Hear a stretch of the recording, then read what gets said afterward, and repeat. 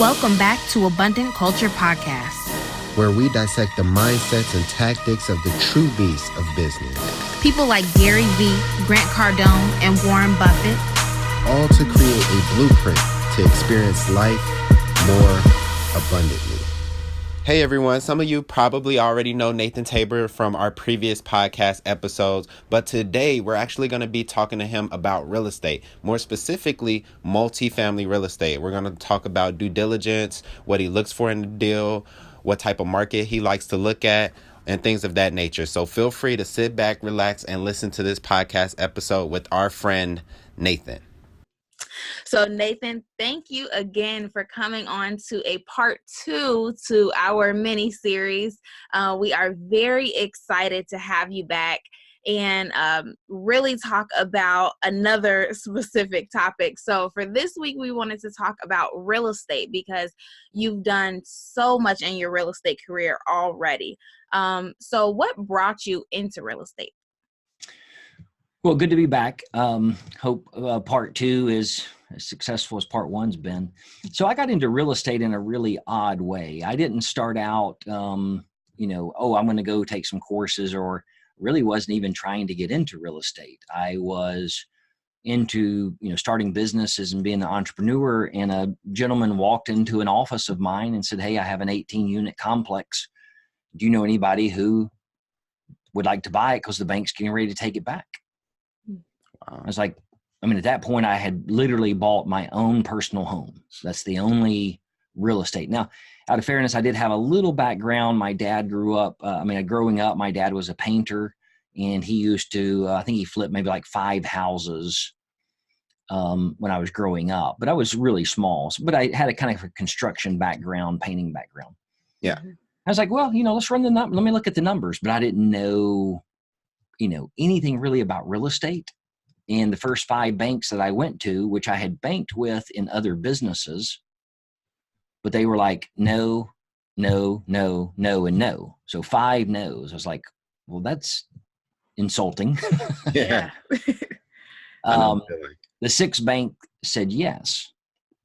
And this was a Class C property, kind of the wrong side of town. Lot, when you drove up to it, it was very rough. Windows broken, a lot of duct tape holding things together. The roof looked like a quilt my grandma would make. Wow. You know what I'm talking about, right? The 6, 7, 8 different colors where there was a leak and they just found some random shingles. Mm-hmm. Oh, wow. So that's how I got into real estate, was just an oddity of somebody walking into my office and asking if I wanted to buy a piece of property. Yeah. And if you don't mind, can you tell us a little bit about how that deal actually went? Because when you kind of describe it, it was a little rundown, wrong side of town, different things of that nature. A lot of times that description of a property can be kind of like a hidden gem and could possibly be very profitable. So can you explain maybe the process of going through that deal and some of the things that you maybe encountered in doing so? Yeah. So, the thing that I just background business wise, for me, I'm always looking for a niche. Yeah. Something that, very few are doing. Well, obviously this guy had been trying to sell this property and couldn't, because there were a lot of issues. There were a lot of tenant issues. There were a lot of construction maintenance issues. It wasn't just going in and painting the shutters and painting the front door, selling it. There were no structural issues, but major cosmetic issues. Mm-hmm. So, looking at it, when most people would drive up to a property like that, they would immediately turn around and drive off because they just don't even know. They don't know a general contractor. They don't know how to price things out. It's a lot of work. Yeah. Those, as far as real estate, in my opinion, those are the ones that there is still kind of a niche. Buying the $150,000 house, putting $20,000 in it and selling it for $200,000, those investors are a dime a dozen. There's thousands of those people out there. Yeah. And so you're competing, your margins get a lot slimmer because there's more people bidding on those properties. Yeah. So Asterisk here, I didn't know anything about real estate in the sense of like the numbers or any of the lingo or the language. So I bought this 18 unit, started renovating it. It was kind of at a dead end of a street, and there was a 12 unit right behind it. And they used to be one complex, but they had been split up at some point. Mm-hmm. Well, that owner came and said, "Hey, do you want to buy this 12 unit complex?" Nice. And I was like, well, so I went to the bank, and the bank said, "Yeah, we'll finance that for you." And this was 2006, and they did 100% financing and 100% renovation. That doesn't happen anymore. That's beautiful. Right. Good way to get started, right? Yeah. Yeah. So I renovated those 30 units, got them leased up, and I sold them in 8.5 months. I made a little over $253,000. I'm sorry, $223,000 off that complex. Nice. I went to the day I closed. I went to a friend's house of mine. She's a state senator now, but she used to develop Food Lion Grocery Stores, which is a southeastern grocery store chain. And she said, "Nathan," she said, "what was the cap rate?" And I'm sitting on our front porch, and I can remember just like it was yesterday. And I started in my mind, I'm like, cap rate. Like, is that did they have Google back then at least? No, well, I probably did, but I'm standing right in front of her. I mean, like, 18 inches away from each other. And she's kind of got me, holding me by my shoulders, like kind of looking at me like, and she's not old. I'm not going to say that because you might see this, but I'm 45 and she's probably 75 now. So, there's a motherly relationship there in a sense. I was like, "Is that where the ridge vent is on the roof?" And she's like, "Please tell me the deal was $850,000 by the time it sold. Please tell me you didn't do almost $1 million deal and not know what a cap rate is, because that's pretty essential to commercial real estate." And I was like, "No idea." And here's so I made a lot of money, but, I turned around and I did my next deal and I lost $150,000 because I didn't do a 5-minute phone call. So, I kind of got my big boy pride britches on and my, greed goggles. And there's some systems you need to learn. Yeah. I don't know everything about real estate, but you better know at least the foundational issues. And where I ended up losing money on the second deal was zoning, which you would think that if you have an attorney, an appraiser, a surveyor saying, "Hey, this property is grandfathered in," you can run it as an apartment complex or you can run it as whatever they state it is. Mm-hmm. But they had missed that the property had been divided 2 years earlier in the setbacks. And the setbacks are how far buildings have to be away from each other when they're built for fire code. Yeah. The time it was built, it was 25 feet. When they were split up, it broke the grandfathering, and the new setback was 40 feet. Wow. Which meant my complex was out of compliance. Wow. So I sat there for 18 months, and each day it eventually was resolved. But, when you're going through something, what do you don't know? You don't know how it's going to be resolved. Yeah. You don't know if you're going to resolve it. So for 18 months, a 5-minute phone call to the zoning department to say, "Hey, can you verify that this building is what, give me a certified letter or a, signed or stamped letter." Yeah. Finally was resolved. But, during that 18 months, there was a lot of sleepless nights and a lot of worry and a lot of stress of how it was going to be resolved. Yeah. And 18 months is quite a while to not even know, if something is actually going to get fixed. So I definitely understand what you're saying there. Mm-hmm. So you're just sitting there, and if you've ever been there where you're sitting there and you're writing money out and it's not making you any money and you don't know if you're ever going to get it back, that's a tough situation to be in. It is. Absolutely. I bet. So especially when it's something you could have avoided. Oh yeah, for sure. Definitely. Yeah. So you mentioned that, when you did your first deal, they had 100% financing on both the renovation and the acquisition. Can you explain, I'm pretty sure there's several differences. Can you explain the difference between how you used to do, like, I guess your first 10 deals back then versus how you made structure and do your deals now? Like, what are the differences between those two? Well, so the only that first deal was the 100% renovation, 100% purchase. Every deal after that in 07, 08, the economy started changing and then drastically changing. Yeah. And we never really saw the collapse of the commercial real estate the way we saw the residential, but it affected the banking. Yeah. And, deals immediately turned to 20% down. So if I were, in a $1 million deal, I had to bring 200,000 to the table. I mean, there was no questions about it. That's how it had to be structured. And then in some of the rougher deals, if like I try to, the worse, the better for me, because there's not as many people competing in that. But I bought complexes that are, 100% vacant. Well, who's going to cover the property tax and the insurance and the mortgage payment if there's no one in the units? Oh, it has to be you. Well, it's got to be the person buying. So, when I would go when I go to a bank, I say, okay, here's the 20% down, but I think it's going to take me, 6 months to get up and running and get enough cash flow. And I've got these laid out in Excel sheets, enough cash flow, but I'll put 12 months worth of mortgage payments in a holding account that can make the payment until the cash flow catches up. Yeah. Which essentially almost comes to 30% down. But with the way banking is today, it's not it is cookie cutter in a lot of sense, but they will go over their requirements to do a deal, but they're not going to adjust it down to 15% or 10%. Yeah. But if you can go to them and say, hey, this is a really interesting deal, but there's a lot of money, there's a lot of equity that could be put in a deal like this, but I also understand that there is this issue here. Because, underwriters have been doing this. I mean, they see the red flags immediately. Yeah. So if you're going in to try to get a deal with a bank, you need to just go ahead and up front and say, hey, there's this red flag and this red flag and this red flag, and here's my solution to this flag and this flag and this flag. Yeah.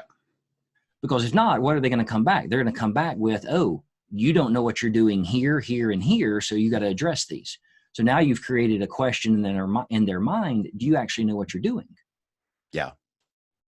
Whereas if you'll just go ahead and address it up front, there's a better chance then that you're going to get that loan from the bank. Definitely. For sure.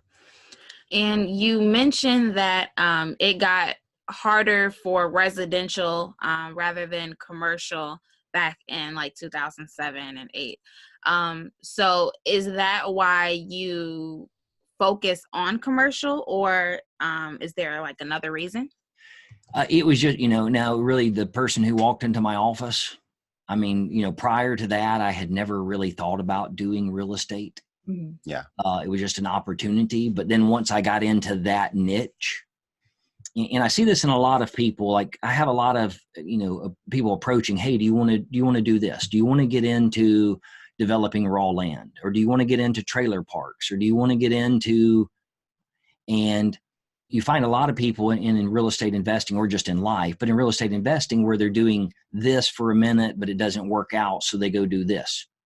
Yeah. They do, single family, but then they're trying to do strip malls, small ones, or they're trying to do, but they never get anything done. Yeah.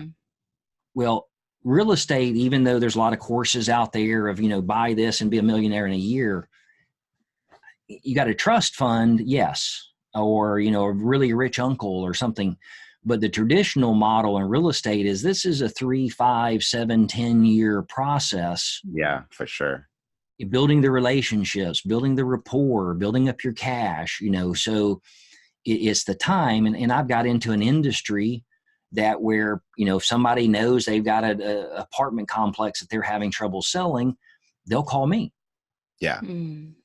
So why would I want to switch lanes in something that I've already spent, almost 14 years now developing myself in?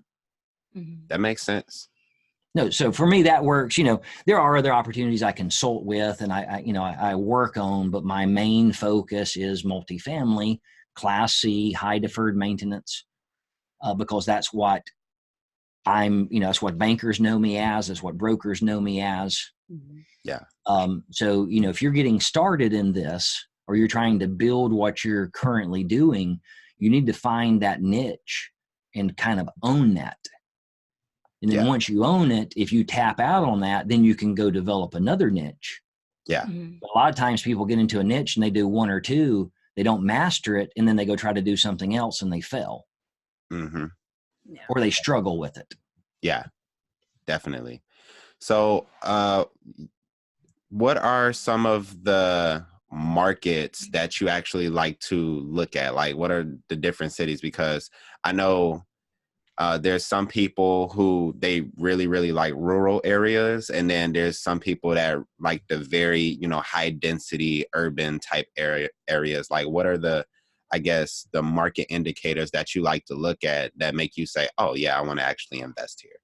Yeah. Now, so in that scenario, there's like the syndicators, and I'm not a syndicator. Syndicated deals, they're looking for the top, normally 25 markets. Yeah. Because they're looking for the long hold. They're looking the 10, 15, 20-year picture. So you got to, look at the education systems and the, jobs and infrastructure, roads. They're looking at a multitude of markers to see is that area on the way up or is that area on the way down? Yeah. When I'm looking at my deals and what I'm looking at, Class C are traditionally more, the 35, 40-year-old units, blue collar workers, people who, honestly, if they had a choice, they wouldn't be living there, but it's the best place that they can afford. Yeah. It's their home. So the major deals I'm looking for are those complexes that were built 40 years ago right on the edge of town or right on the edge of the residential growth. But over the last 40 years, housing developments have encompassed that apartment complex. Yeah. So now you have this, 40 unit, 60 unit, 80 unit sitting in a weird random place amongst $150,000 homes. Yeah. Yeah. And I tell people, if you want to find deals like that, those are the ones you drive around. You go drive in a community, you drive in an area, and you find those and you look at the tax value, the tax record, and see who owns it and reach out to them. Because those are normally owned by, individuals or family partnerships. A lot of them been owned for 20 or 30 years. And if you can build a relationship with them when they get ready to sell, they're most likely going to call you. There are some deals you can find on LoopNet and MLS and places like that. But by the time they normally get posted there, everybody's looked over them. Yeah. Yeah. For sure. So I'm looking for deals that are in, good, decent residential areas, but there sets this random multifamily complex. And so the specific reasons for that, is it because of it's in the path of what they call it, path of development? Yeah, no, it would be more like if you're going to, looking at what you can get into in the niche and the investment. Normally in these areas, those apartment complexes are the source of the issues in the community. Oh, okay. That makes sense. So if you can find an area where home ownership in these little, in this, 2-bedroom, 2-bath, 3-bedroom, 2-bath, 1,200, 1,400 square foot homes, and the yards are nice mowed and the landscaping looks good. They're older homes, but they're taking care of them. And then you find this random, eyesore sitting there with duct tape on the windows, and I was talking about the roof, the quilt look, and that. If you can find an area like that the area is good, but the complex is the source of the issue. Yeah. Yeah, that makes perfect sense, because I'm pretty sure the community loves to see you, especially if they know about like you and what you do. They love to see you coming, because I grew up in a neighborhood where, it was basically C-class. And then you'll have these row homes, and they weren't the best homes, but they were decently taken care of. And then right across the street, there's this huge apartment complex that's just needs a bulldozer to come knock it down, right? Yeah. Or for an owner to come in and renovate it and evict the riffraff. Yeah. Get rid of most of these complexes I find, if you have 100 tenants, there's only 2 or 3 or 4 of them that are your problem. There's kind of like the bullies in school. Yeah. Yeah. It's a very small percentage, but if they're not controlled or kicked out, they will rule that area. Mm-hmm. Yeah. Yeah. And what is some advice that you have for investors that look at apartment buildings, but they're concerned about another market downturn? Like, what is some advice that you could give some people? Because up here anyway, a lot of the people that I work with, they're still doing deals, but they're very, very cautious just because there is going to be a market downturn eventually. And a lot of people want to know what's the best way to protect yourself from that if you do have an apartment building that you're going to be holding on to when that time actually comes. Well, so you want to look at your interest rate. Yep. Is it a fixed rate, or is it is it an ARM, or you want to look at the terms of your financing, because you don't want to get caught in the middle of a downturn and you're having to try to refinance. Yep. You want to look at what you're paying for the property. Is it really worth that, or are you paying a premium because of the economy is really good right now? Mm-hmm. I see that happen to a lot of investors. They really don't. They want to get into they have money. They want to get into real estate, but they really don't know what they're doing. And they're paying 20, 30, 40% more for a complex than it's worth. And they're thinking, oh, it's going to be worth more in 20 years. But, if you're doing Class C, that's not a good model. Class A, different. Mm-hmm. Class C, that's not a really good strategy. And there's a lot of commercial brokers out there. That's how they're selling these properties. Oh yeah, for sure. You're going to find that but if you've never dealt with Class C, this is a different mindset. It's a different tenant. Mm-hmm. The other is the due diligence side.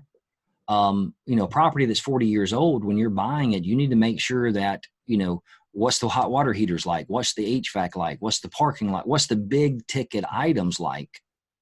Because they might be working today, but if all those hot water heaters are 20, 25 years old, in the next 2, 3, 4, 5 years, you're going to have a slew of hot water heaters to replace. Yeah.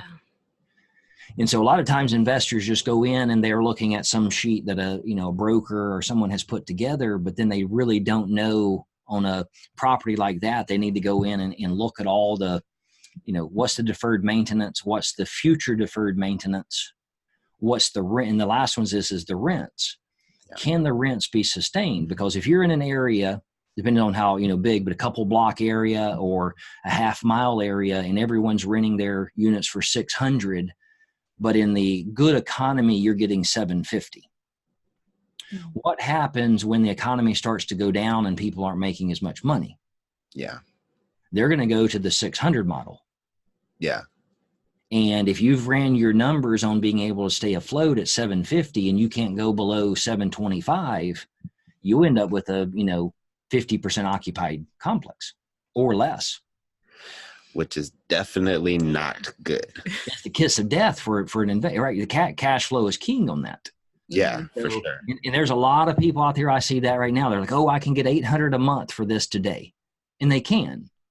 But I said, what is this property going to bring in for you if we go through, when there will be another downturn. It's just, we're kind of on a roller coaster right now. And the average rent for that type of complex, that type of unit, renovated to that level, that size, is $650. Yeah. Well, when the economy turns, they're going to be forced to lower their rents. Yeah. And then their model doesn't work.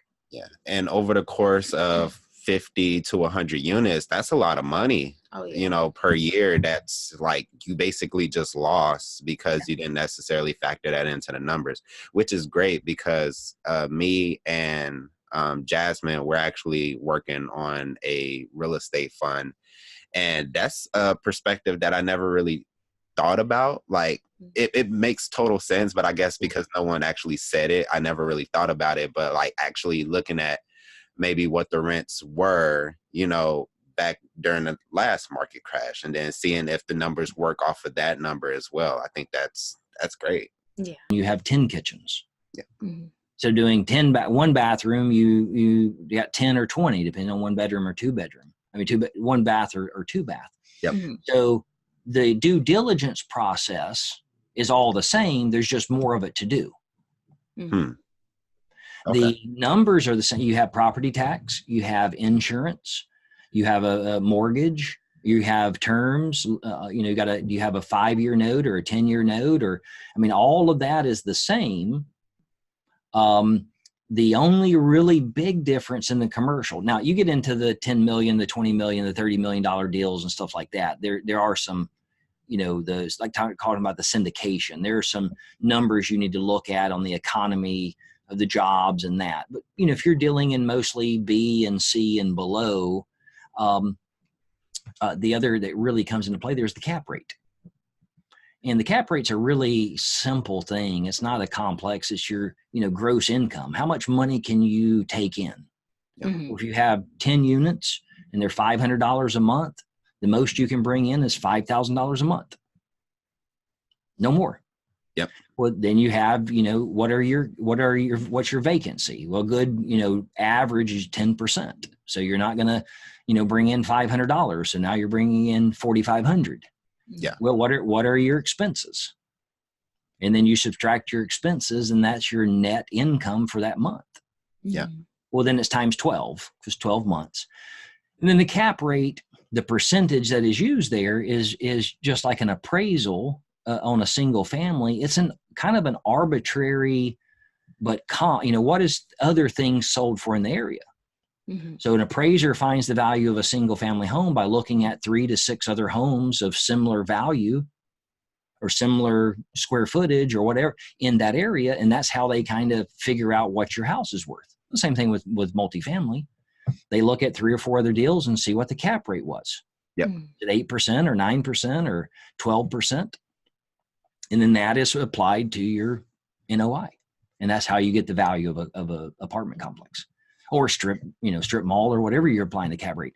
But most people, when I talk to about cap rate, they're like, oh, I just don't understand it. I've looked at it and I'm like, what are you looking at that I'm not? Because it's a very simple formula. Yeah, for sure. It's not a hard. So the biggest thing on that, you know, if somebody's trying to get involved, you know, understand a little bit of the terminology, learn that, but then just start, you know, putting your business plan together, your investment packet, and instead of looking at single family, look at commercial. Yeah. And piggybacking off of what you kind of stated, like people ask you about cap rate, don't quite understand it for whatever reason. And to my understanding, you have a training that you offer people. And just out of curiosity, what are some of the things that you go over and that you teach about in that training? Because I feel like it may be useful for a lot of people because I've noticed, I talked to a lady, I think it was yesterday, and she was talking about how much she wanted to get into commercial, but she just literally didn't feel like she had a foot in the door, and there was still a certain amount of things that she didn't necessarily understand. So what are some of the things that you talk about in your coaching and your training? Yeah. So, you know, and that is, I do quite a bit of that, of helping people, you know, either transition or get started in. From simple things, you know, business plan, investment packet, defining your niche, you know, to how do you go to banks? How do you go and, you know, seek a loan? You know, kind of what we talked about earlier, you know, identifying those red flags. How do you find the properties? Got a whole program on that, which, you know, if people are looking for a simple, hey, I want to buy this program and become a millionaire, that's not my program. There's a lot of programs out there that, you know, that's what they're doing. Mine is from a very realistic, because it's based on what I've done. It's based on what I've succeeded at, but it's also based on what I've failed at. Yeah.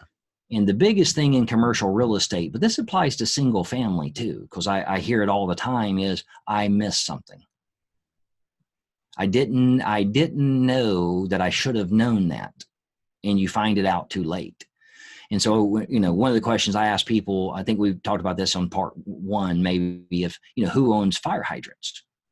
Did we go through that question on the first podcast? I can't remember or not, but I don't think so. Yeah, I don't think. Yeah. Okay. So this is kind of the basis of my coaching and consulting and course in that. Who owns fire hydrants? Well, it costs a fire hydrant is about $8,000 to replace, plus any piping that you have to put in. In the traditional answer that I hear, 99% of the people say, oh, well, a town, a municipality, the county somebody else owns that other than me. Mm-hmm. But private property can own fire hydrants. HOA and single family, if that fire hydrant's in your yard, you could own it. You just have to look at your deed. So I bought a 66 unit complex that had 4 fire hydrants, almost a half a mile of piping. And I called the fire marshal to say, hey, I need to get these inspected for my insurance company. There's like, okay, we'll be out, tomorrow and we'll let you know if there's any issues. 5 minutes later, calls back and says, hey, it's a $75 fee per fire hydrant. I was like, for what? Like, well, we looked in our database and you own those fire hydrants. And that's so weird. I'm trying to think of something, what you talking about, Willis? What was the show? And sure enough, called my real estate attorney, my dirt lawyer, and said, hey, can you look at that deed? And about 3/4 of the way in the deed, the city of Winston-Salem had put the fire hydrants in, but deeded them over to the property. Oh, wow. Thankfully, there was nothing wrong with them, but I had a quote done on it just to see. It'd been $86,000 to fix those units if all of them had been bad and the piping had been bad. Wow. So when I go in and I'm working with someone, it's, about the A to Z, but it's also about the life. Mm-hmm. What kind of life are you trying to accomplish? Where are you trying to go? And everybody's story is different. And so, taking a cookie cutter approach to how you're going to be successful in real estate, in my opinion, doesn't work, because I don't have the stress or the life that you all have. You don't have mine. I deal with single parents. I deal with people who've been married for 40 years. I had a client the other day. She'd been working on real estate for 2 years and her husband didn't know that she was doing real estate. I was like, wow. How is that going to go? How does that happen? Wow. And so, this is more for me and my program. It's more, yes, how do you develop your real estate, but how do you also maintain your work-life balance? Mm-hmm. How do you maintain your character and your integrity? Yeah. Mm-hmm. You can do things a right way, per se, from an earthly standpoint, but you can also still create a lot of headaches for yourself because you didn't do it the right way. Mm-hmm. Yeah. And so I try to really help people, yes, get to where they want to go in real estate, but then when they get there in a way that they can enjoy it. Yeah. And I feel like that's really important, because I feel like with real estate, a lot of people think it's this thing that, you just throw a little bit of money into it, the money grows, and then you have all this money coming in every single month. And a lot of people don't necessarily think about the work involved in it. So it's really important. I feel like that you're one of the few people that I've actually heard like, hey, do this thing. It's going to be work, but you should also maintain, all your relationships and this work-life balance. I feel like that's great. Yeah. I always like to compare it to weight loss. I lost 42 pounds 5 years ago. Awesome. Nice. Congratulations. And no, thanks. But I did it the right way. Mm-hmm. And if you can lose a ton of weight by, stop eating or fast for a long time or change your diet for a month or two. But then if you come back and you go back to the old diet, what happens? All the weight comes back and then some. More. Yeah. Yeah. And so more aggressive. You can go out and do real estate and get a bunch of deals done. But if you don't do them the right way, eventually all those little things that you stepped over or own or through come back with a vengeance to bite you. Definitely. I truly believe it. It's happened to me. And, again, it wasn't anything illegal, it wasn't anything unethical. It just wasn't the right way to do them. Mm-hmm. And so that's what I really try to help people with. So, I'm kind of at this point, if people call me up like, hey, I want to make a lot of money, I want to hire you as coach, I'll talk to them for a moment. But if their desire is just to make money, I'm not going to be a good coach for them. Yeah. Yeah. But if their desire is to make money, but also to have the balance in their life and do things the right way, then, I'm a great candidate for them to work with. For sure. Definitely. I love that. So what are some of the things that you're currently working on in real estate, or are you working on anything in real estate right now? Or are you focused on other things? What's going on? Yeah. So I'm a commercial broker in the state of North Carolina. So I have a lot of properties that I'm working with people to either find properties to buy or properties that they're trying to sell. I do a lot of consulting on ground up properties, people who are building. I work with a couple economic development groups, counties in North Carolina, these opportunity zones. I'm not sure if you've heard of those, where the government's, doing this. So there's a lot of counties out there who they either own the property or they've got the property under contract from a landowner, and they're trying to entice a hotel or apartment, some type of industry that they need in their area to come in and build. Yeah. So spend a lot of time on that. As far as my personal investing right now, being a flipper, I'm still looking at some deals, but the market right now is at one of the highest I've ever seen it. Yeah.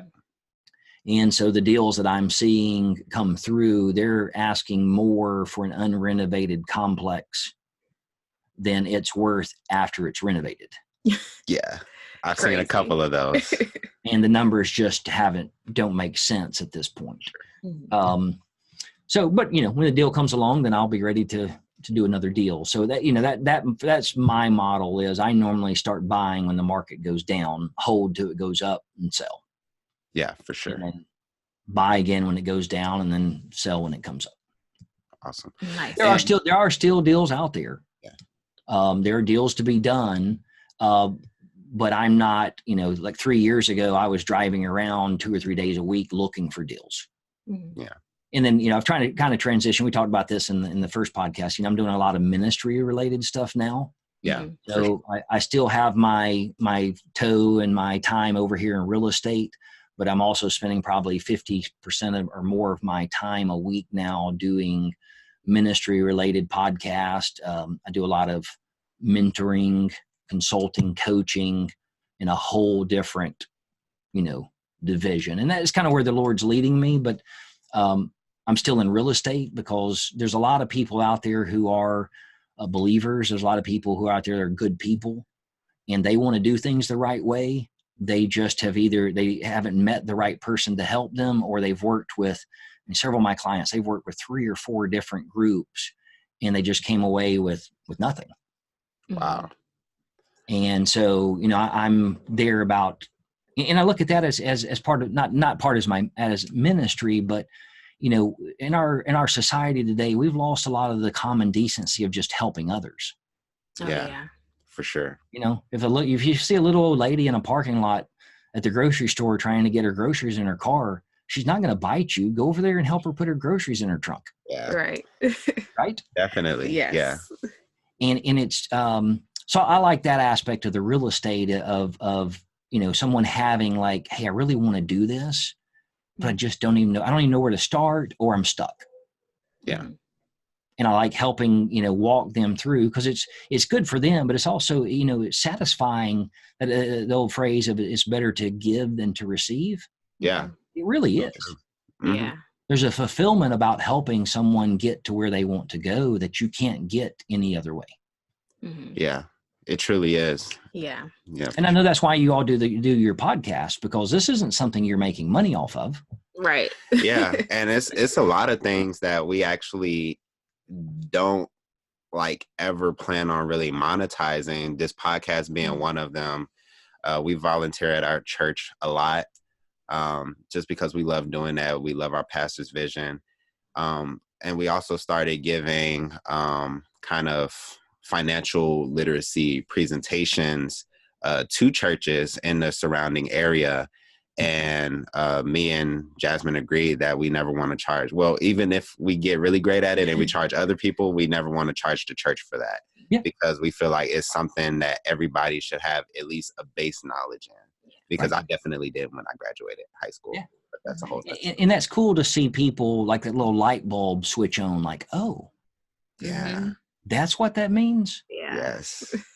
And it's like, What about our society of those people not being able to ask someone in their family or a friend because we've become a very judgmental, like, what are you talking? You're an idiot. You don't know that? Well, how am I supposed to know if I've never been taught it? Yeah. Mm-hmm. So that's awesome that you guys are doing that you're spending your time going out and helping others. Yeah. Thank Yeah. you. That's It's what we've very been called to fulfilling, do. isn't it? Oh, It it is. is. It's excellent. So Yeah. we just plan to keep that going. You know what's really cool about that too is when you start doing stuff like that and that's where God wants you to be, Mm-hmm. you know what starts happening? Doors start opening up Oh, that yeah. you never even thought of. Yeah. Definitely.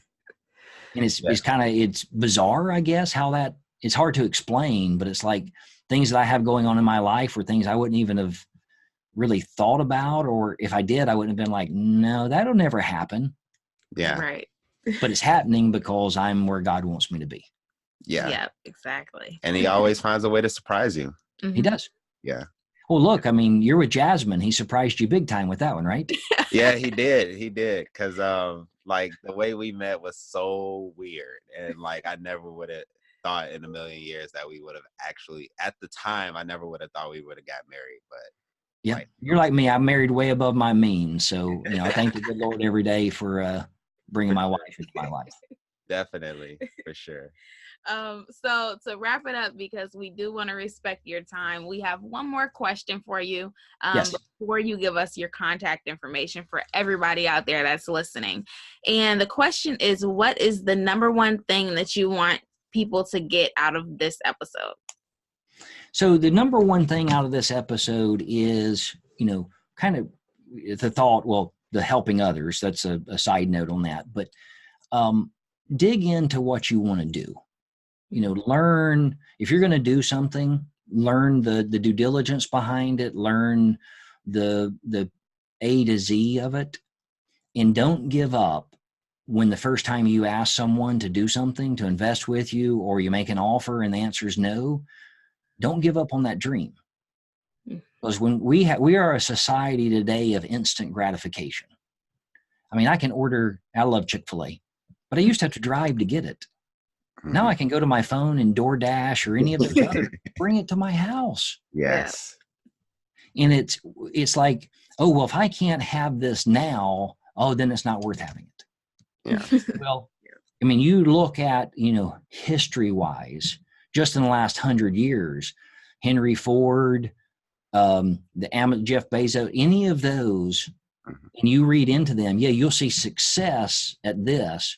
But underneath that, do you know what you see? Failure, failure, failure, failure, Rejection. failure, failure. Mm-hmm. Jeff Bezos has had 250 companies fail. I didn't know. Yeah, I didn't know that. Wow. I didn't either until I listened to it on Audible, to one of his biographies. Do you think he sits around at night going, wow, I failed 250 times? No. Right. Nope. So we have to start, digging in and saying this, like you said it best earlier, taking the time and the hard work and the blood, sweat, and tears to get to where we want to go. It's not just start doing it and all of a sudden, here it is. So I think that would be the biggest, that's easy to say, right? It's easy to give that advice. Yeah. But when your back's against the wall and you're trying to put something together and you've had a no, no, no, and no, it's really hard at times to get up and keep doing it. Now, from a evangelical side, if we're where God wants us to be, it's easier because we know there's some plan there. We just don't know what it is. Yeah. But, don't give up. If you got a dream, go after it. Yeah. Because if you don't go after your dream, somebody else is going to go after it and get it, right? Yes. For sure. Yeah. I hear people say, Dave, well, what's the difference about that person? Why is that person, doing so well? Because that person over there is working it. Mm-hmm. That person over there is taking the time, the effort, and the energy to find out what needs to be done. They're doing it. And when they fail, they get up and do it again. For sure. And if they fail, and this will be the last on this, if you fail on the same thing over and over, then start doing it a different way. Don't just hit your head against the sheetrock, because it's like, oh, well, this is the way it's always been done. Sometimes you need to throw that phrase out of your vocabulary and start doing it a different way, right? For sure. Yeah, definitely. We had a conversation about that yesterday. We actually did. Was it something about that you needed to start cleaning up around the house and helping with that the was dishes, last week. Or that was last week. That was last week's conversation. Okay. Do you know how I know those conversations go on? I've been married for almost 16 years, so it's amazing. Yeah. I definitely know where you're coming from. Yeah. So basically, last thing, I know some people have watched this podcast or will watch this podcast, and they're interested in working with you in some type of way. Maybe they're in North Carolina and they want to buy properties there. Maybe they want coaching, or maybe they just want to be know what you're up to in ministry.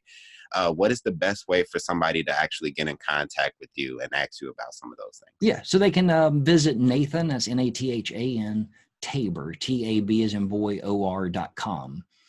And from right there, there's links all to the real estate or to the ministry. Got a bunch of free ebooks that people can download. And then there's all, links to my podcast and all the various stuff of so even social media links off of there. And, I'd love to connect with people. If they got a question, I'd love to help them out, any way that I can. And if I can't help people, then I direct them out, because there's a lot of people I can't help, or I don't have that skill set. And I'm not one of those that in any aspect of, oh yeah, come on in, let me take your money and I'll help you. I'll just say, hey, I'm sorry, that's not my area of expertise. You need to call, this person or this person. Awesome. We appreciate it. Thank you so much for this part 2, and we're excited to do part 3. Absolutely. I'm excited as well. Hey, I appreciate you guys, your podcast and the content that you bring out and the questions you ask, because it's really good for people to dig into not just the high things of the money, but to really understand some of the practical side. Yeah, for sure. At times it's not the most compelling, but it is actually the most compelling, because this is where you make your money, or this is where you lose your money. Yes, certainly. It's in the details. Yeah. Yep. It definitely is. And we've experienced that tons of times over. It's the smallest, slightest change in your business and how you do business that can make all the difference. Make all the difference. Yep. Thank you guys again for having me on your show. I appreciate it. Look forward to episode 3. Yes, for sure. Absolutely. Have a great day. You too. Bye-bye. Bye-bye. So that's all we have for today, folks. I hope you got as much value out of this as we did. Keep in mind, the only way we can improve is through constructive feedback. So remember to rate and review this episode. Also, you are not the only person that needs to know this super valuable information. So be sure to subscribe and share as well. Stay tuned for the next episode. And remember to always spread abundance. Peace.